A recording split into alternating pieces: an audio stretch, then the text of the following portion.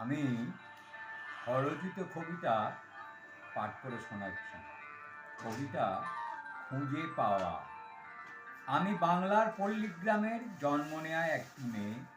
বয়স কত? তা 18 পেরিয়ে 19 হবে।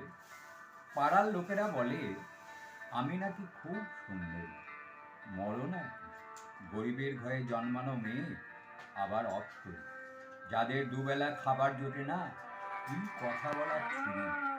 তবুও যখন ঘরে একলা থাকি, নিজেকে আয়নার সামনে মেলে ধরি, না, খুব একটা লোকে ভুল বলে না, সত্যিই আমি সুন্দর। লেখাপড়ায় খুব একটা খারাপ নয়, ভালোভাবেই যাই এগিয়ে। স্কুলের গণ্ডি ভালোভাবেই পেরিয়ে এসেছি, হোঁচট না খেয়ে। কিন্তু গরিবের ঘরে যা হয়, স্বাদ থাকলেও সাধ্য থাকে না। একদিন ভাবলাম, আচ্ছা, বিদ্যেটাকে খাঁচায় বন্দি না রেখে উড়িয়ে দিলে কেমন হয়? বিদ্যে কি পাখি যে উড়িয়ে দেব? তা ঠিক নয়। তবু দু একটা টিউশনি করলে বিদ্যেটাও মুক্তি পায়, হাতে কিছু পয়সাও আসে। পেয়ে গেলাম গোটা কত টিউশনি পাশের পাড়ায়। দেখা যাক খাঁচায় বন্ধ বিদ্যের দৌড় কত দূর গড়ায়। বেশ চলছিল দিনগুলি, কোনোদিন চুড়িদার, কোনোদিন শাড়ি।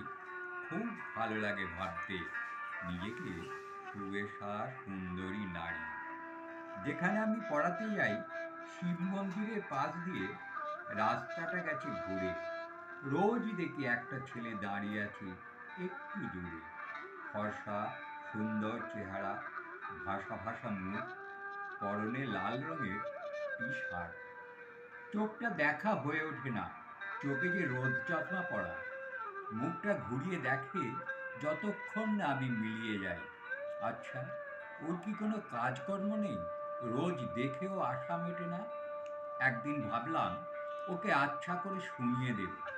বলবো, তুমি তো ভদ্র ঘরের ছেলে, তোমার লজ্জা করে না এইভাবে মেয়েদের দিকে তাকিয়ে তাকিয়ে দেখতে?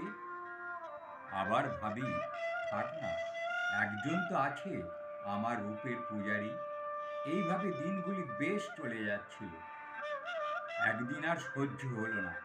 সেদিন যখন তার পাশ দিয়ে যাচ্ছিলাম, তখন দেখলাম ও যেন কিছু একটা শুকলো।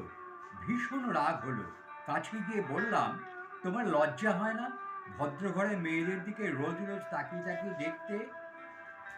ছেলেটা দু পা পিছিয়ে গিয়ে বলল, দেখি না তো, দেখব কিভাবে, আমি তো অন্ধ।